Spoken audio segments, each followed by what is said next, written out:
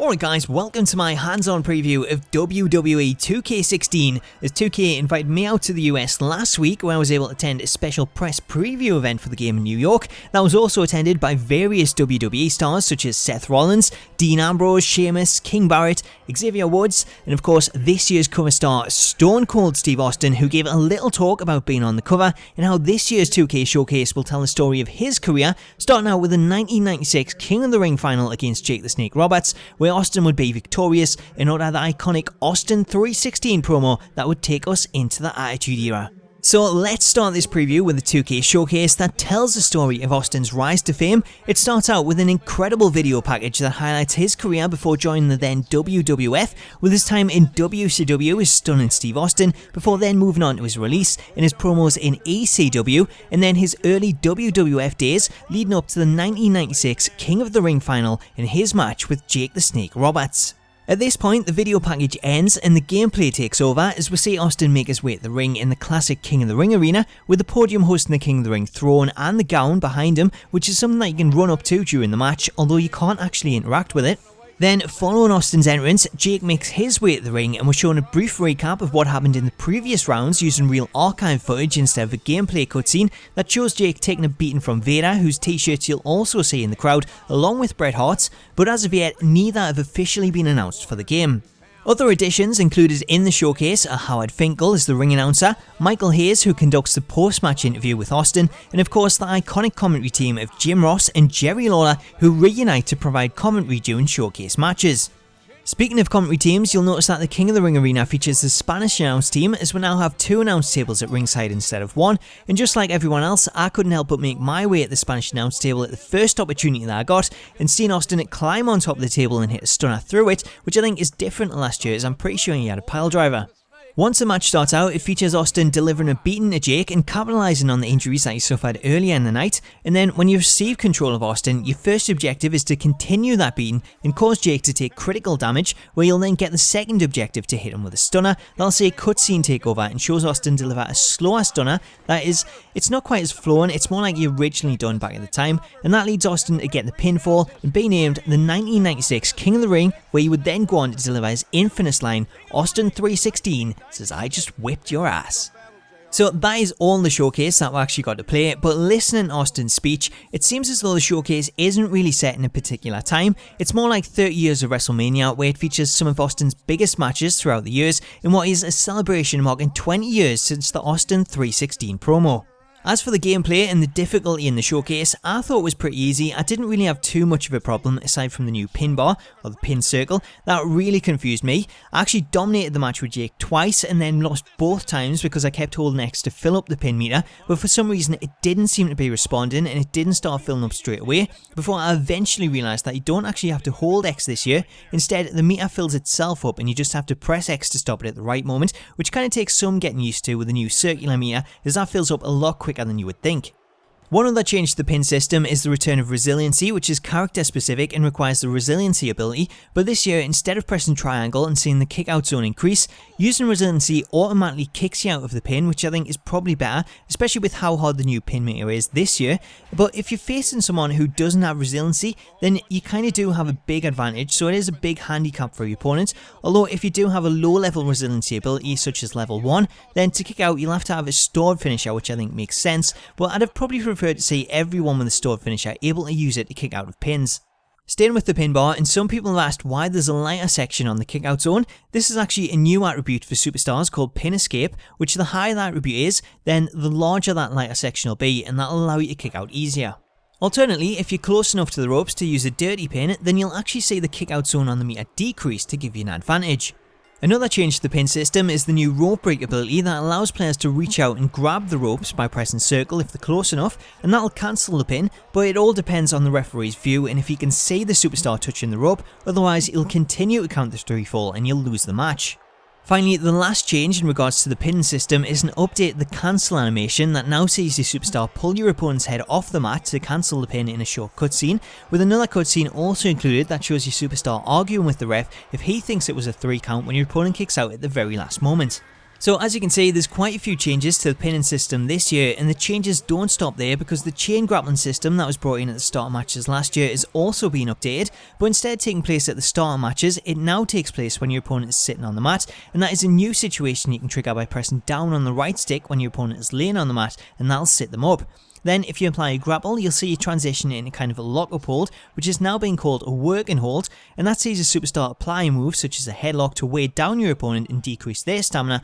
whilst at the same time giving you a break and allowing your stamina to increase. So this is a good addition. I prefer it this way instead of constantly locking up at the start of matches, and it makes more sense this way as it's a means of regaining stamina, as it's something that you would see on TV instead of one person trying to avoid the other one while the stamina regenerates. As for how it works, it's exactly the same as the chain grappling in 2K15, where you just have to move the right stick until the blue icon turns red and then hold it to fill the meter.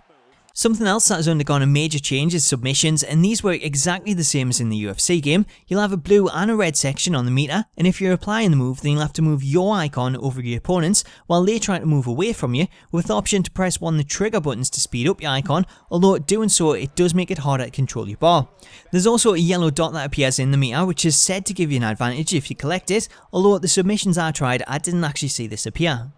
Overall, I think the new submission system is a good improvement. It does take some getting used to, but I definitely prefer it to the button bashing of old, as it feels more like a skill game now rather than just who can press the buttons the fastest. Moving on, and one other big change to the gameplay is the limiting of reversals, which sees superstars only have a set amount of reversals to use in a match, which kind of depends on your attributes, but from what I played, the majority of the roster all had 5 reversal slots, and although I thought this would be a major hindrance, it actually wasn't too bad as I generally had at least 1 or 2 reversals left, and the more that you play, you kind of wise up to it and you don't reverse smaller moves that do little damage. Instead, you just let those go and then wait for a better opportunity, of which some moves do have a minor and a major reversal point that shows a reversal icon in different colours to let you know. So if you reverse the first one, it'll take 1 reversal slot and you'll get a standard reversal, but if you manage to hit the second reversal, which is a major one, then it'll take 2 slots but really boost your momentum and put you into a much stronger position. The only thing is that the major reversals have a much smaller window to hit, and even though I was sure that I pressed reverse at the right time a few times, I wasn't able to hit one, it was that hard, but with the reward for it being so big, then it's probably a good thing that it is so hard to hit, and it really benefits those that do take the time to learn the moves and know when to hit reverse. Overall, I think it's a great change to the reversal system, as you really have to think about whether or not you should reverse at a certain moment, especially when you're down to 1 reversal remaining, as there was a point where I'd completely used up my stored reversals, and then Jake got a finisher, and I knew if he hit it, I couldn't reverse it, and it really made me cautious about what I was doing and trying to avoid him. So I think in that kind of situation, it's a great time to put on one of the working holds, as that just gives you some time to let them regenerate, and generally it takes around 35 seconds per reversal to regenerate. The good news though is that if you do attempt a reversal and you don't time it right, then it won't deplete your bar. You'll only use up a stored reversal if you're successful in reversing the move. Aside from the showcase mode, also available to play were single or tag team matches, so I played quite a few singles matches but only had 1 tag team match as Tyson Kidd and Cesaro against the Lucha Dragons. Titus O'Neil was also included in the demo, but oddly Darren Young wasn't, so I didn't get the chance to see the primetime players entrance, but Lucha Dragons and Kidd and Cesaro, they looked absolutely amazing, and the 2K reps have actually said that this isn't the highest the graphics can go, so this should look even better for the final release, so I can't wait to see what the finished article actually looks like.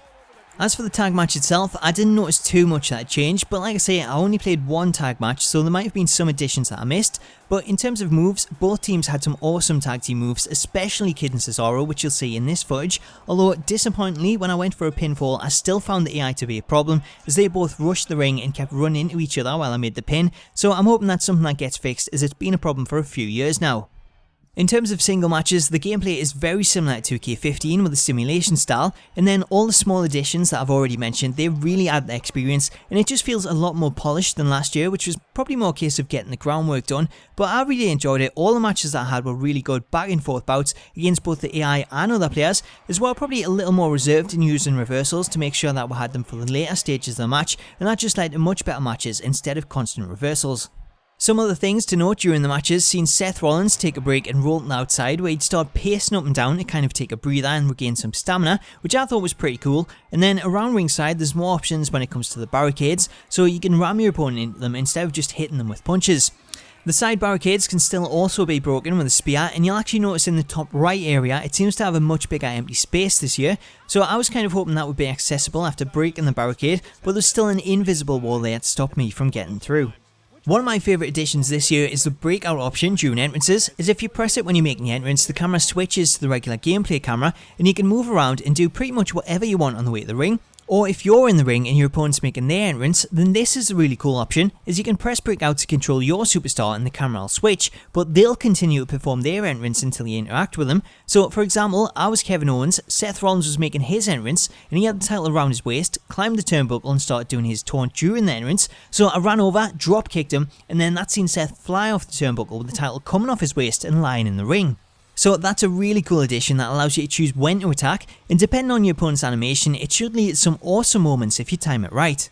One other thing during it that I can confirm is that if you exit the ring, you can grab a weapon from underneath it and then run over and attack your opponent while they're making their way to ringside, which allows you to beat them down and get a big advantage by beating up on them early and then throwing them into the ring, which will start the match once you're both inside. The only thing is, if you beat your opponent up for too long, the ref will call the match off and you'll see a cutscene in relation to what you've done, so if you have a weapon in your hand, you'll see your referees trying to restrain you from using it. One other thing during this that appeared to be a glitch but was actually really cool was that if you picked up a chair from ringside that Lillian Garcia was sitting on, then every time I dropped it during the attack, the chair would set itself up into a sitting position so I could then suplex Rollins onto it, which I thought looked really cool, and it kind of made me wish that they'd add the option in to set up chairs when you place them down. The other side of the breakout option is performing a run-in, so if you're second out, you can press for a run-in during the first superstar's entrance, and that sees you run out behind them where you can hit a sneak attack.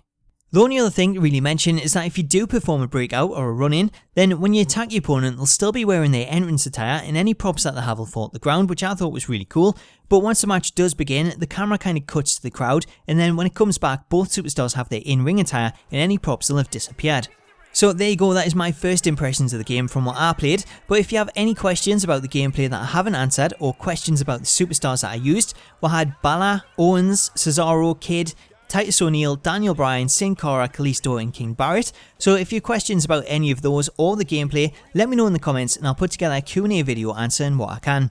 Finally, I just want to say a big thank you to 2K for the invite. It was an incredible opportunity and I'm really thankful for it. And I also want to thank each and every single one of you watching this video, because without your support, it wouldn't have been possible in the first place. So guys, thank you for your support. I hope you enjoyed this video, and all that's left to be said is until next time, catch you later.